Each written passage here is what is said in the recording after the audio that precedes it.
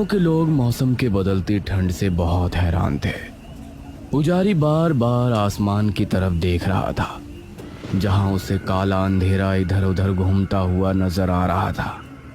करीब 12 बजे जब मुखिया और उसकी पत्नी गहरी नींद में थे, तो अनुज कमरे से निकला। अरे लगता है आ गया। इशिता ने उठकर दरवाजा खोला। हाय अनुज। तुम लोग तैयार हो? हाँ चलो, हम तो रेडी हैं। तो चलो। अनुज इनको लेकर घर से निकला और इन्होंने 2 गलियां पार कर ली थी।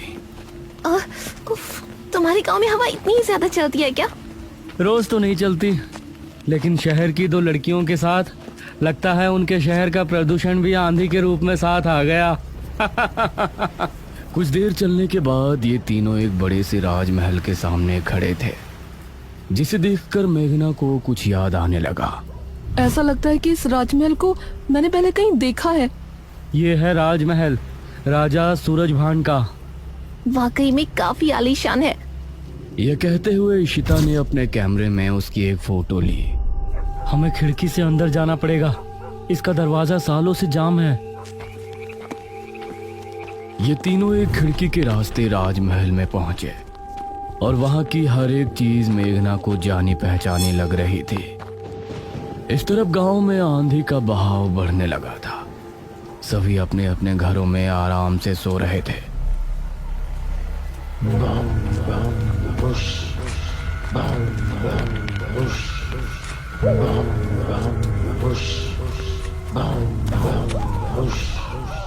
अरे ये आवाज तो निशिरमोलो।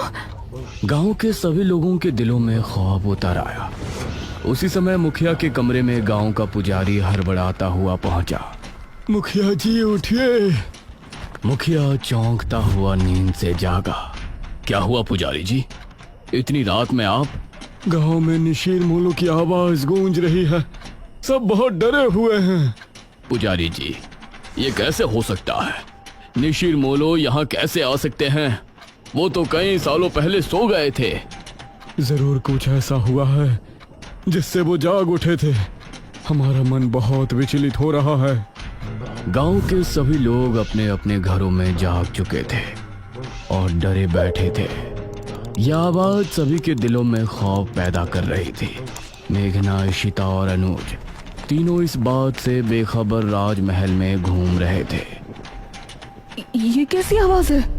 हाँ, मैंने भी सुनी।